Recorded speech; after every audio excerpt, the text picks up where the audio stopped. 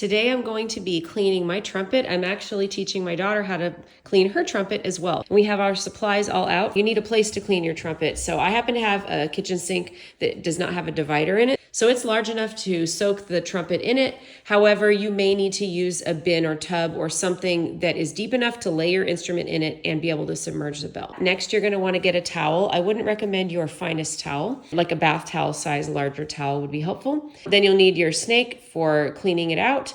You will need a brush that will clean up your valve casings, and then you need a brush that you can use on your mouthpiece. You'll also need some valve oil, and then you'll also need slide grease, which we'll have to reapply after it's clean. And we also have some cotton swabs to assist us with cleaning. So we're gonna go ahead and get started. Okay, so now we are running our trumpet bath over here. We've used some dish soap to get that started. And now I'm gonna go ahead and take this instrument apart, and so it's ready to go in the water, because you do not want to put your trumpet directly into the water with the felts and the valves and all those things on it. That is not a good idea. We're going to be removing all of the slides. So you'll notice that each of the slides is connected to a valve. So I'm going to press that valve when I pull that slide off. So that's the first valve slide. This is the second valve slide. Press and then pull it out. Sometimes these can be hard to remove, so just be warned about that. Third valve slide, and we're going to pull that one off. And this one actually has a little screw here that is keeping it from falling off. You'll have to loosen that screw to get it off. Let's go ahead and take the tuning slide off as well. Okay, so now we got the tuning slide off. You may find that you get stuck here because one of your slides may be stuck. If you're a young band member, you may be able to ask your band director to help you out with this. If it's really, really badly stuck, you may end up visiting your repair tech at your local music store to get some help. But you do want to get these all unstuck. It's really important. Now we're going to take off the bottom caps. Again, some of these can be a little bit tight. If you're having difficulty with this, that's a good thing to ask your band director about, or your local repair technician. I do not recommend getting a wrench or pliers to do this. It will only scratch up your instrument. And if you do this on a regular basis, some people recommend as often as once a month. Some people can go as long as once every 3 months, but you're definitely gonna wanna do this frequently. Now, you can see there's already gunk in these bottom caps, so we're gonna clean those out. Next thing is we're gonna take off the valves. It's very important that you keep track of your valves.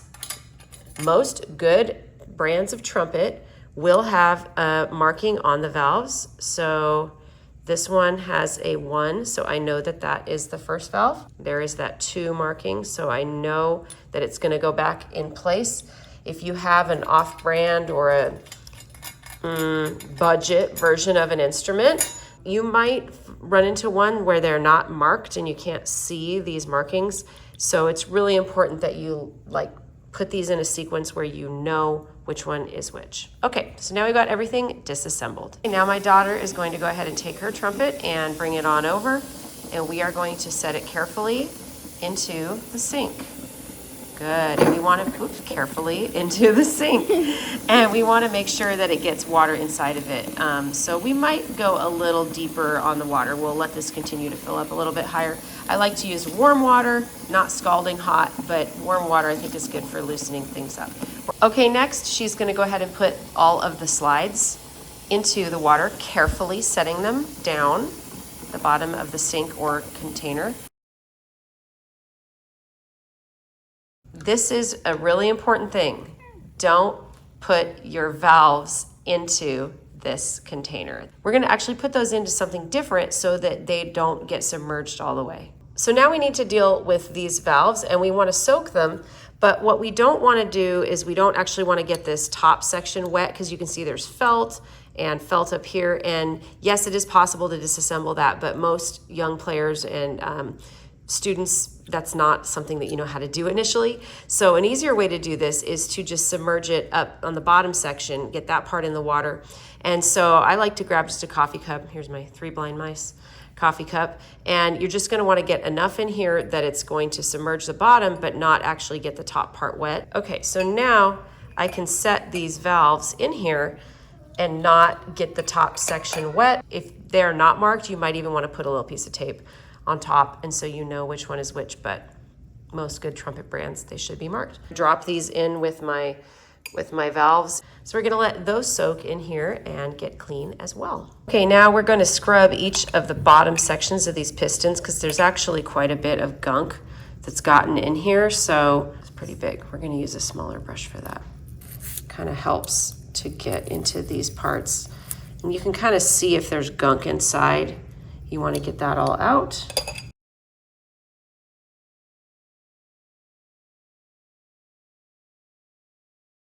The next thing we're gonna do is take our trumpet snake.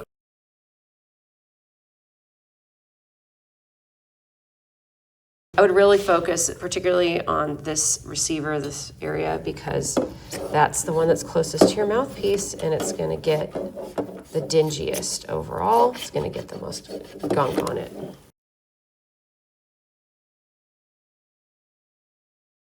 Okay, and then we're gonna go all the way in here. And that's why this is long, so that it can go through it, and you'll actually be able to see it here. There it is. So we're good. Anything that might be in there is coming right out. Okay, and then next we're gonna take this brush and we're gonna use this to clean our valve casings.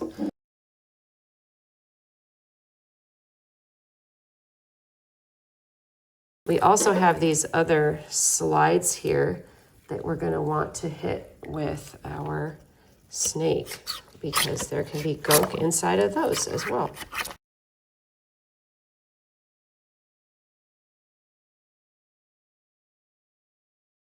There is gunk that came out of it, even though it looked clean. There is stuff in there. If you play the horn, it's gonna get stuff in it. Okay, next we're gonna be rinsing off all of these slides and just getting all the gunk out of them.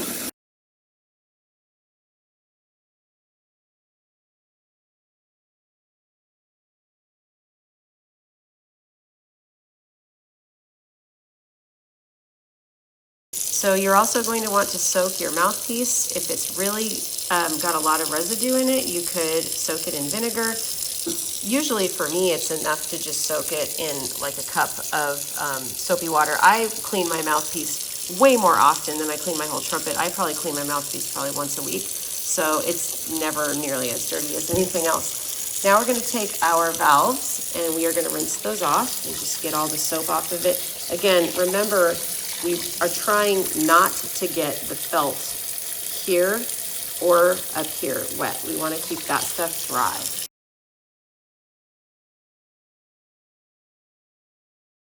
Next, we're going to take the cotton swabs or Q-tips and just get in here. You can see there's some gunk. Oh, that came off really easily. I just had to get the right tool. So when you have the right tool, it works really great.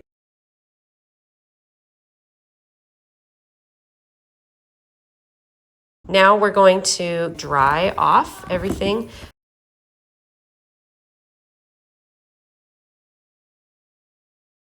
If you're taking good care of your instrument like you should be, you will not mishandle it in the rest of your life because you'll recognize how much care and attention it took to get it clean and in good working order, and then you're less likely to be careless with it in the future in other places. Okay, now it's time to start putting the instrument back together, and we have to put grease on all these slides as we are putting them back together. For this step, I like to have some paper towels on hand. You could do a rag or something, but there is grease. So grease can stain things, so I don't recommend using anything that you don't want stained. So I like to have just disposable things. So I'm gonna take my grease, whatever your grease of choice is.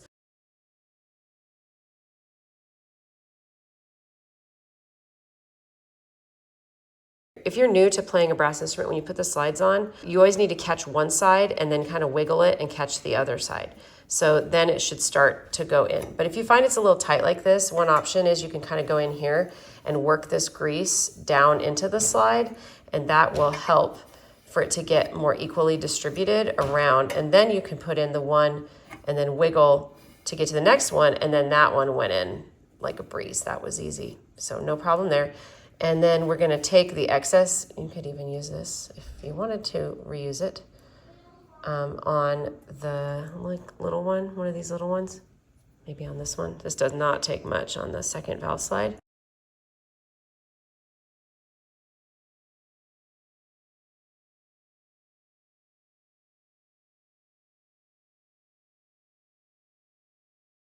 Don't forget on this one, I had that little stopper, and it's not actually meant to go all the way to touch it. It's just meant to be close enough that it stops it from falling off. Okay, so don't forget to put that back so your third valve slide doesn't come flying off your instrument.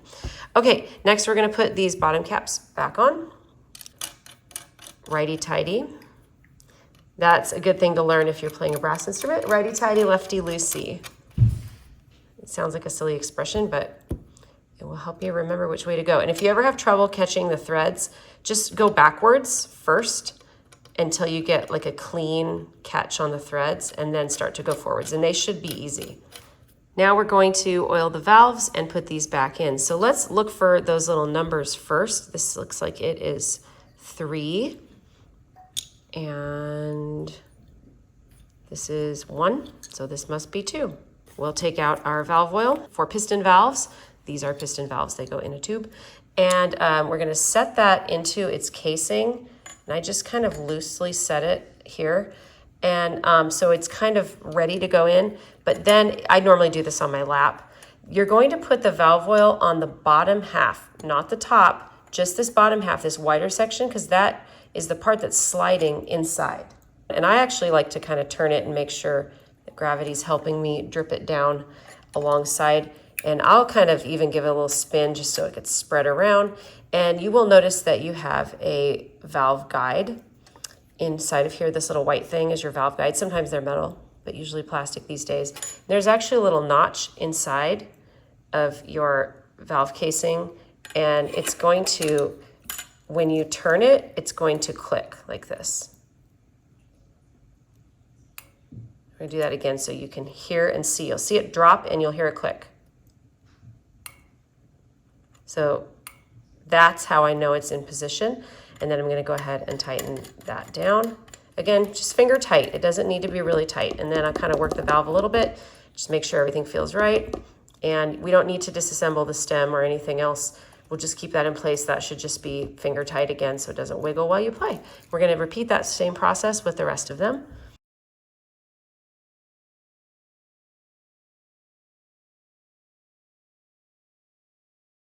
And finally, I'm going to use this mouthpiece brush to scrub out our mouthpiece. Turn on the sink here, and here it is. It's been soaking, so it should be easy to clean out at this point. This is something I do much more often than giving the entire instrument a bath. So I do this probably weekly. And this brush has a wide part for the cup, and then it has a narrower part that can go in here. And just go in, twist a little bit, and then pull it back out. Sometimes there's a little bit of gunk on the outside here, but usually not. And you can kind of take a look inside and see if there's any gunk in there, if it needs any additional soaking. If it does, you can do that. If not, just rinse and you are done.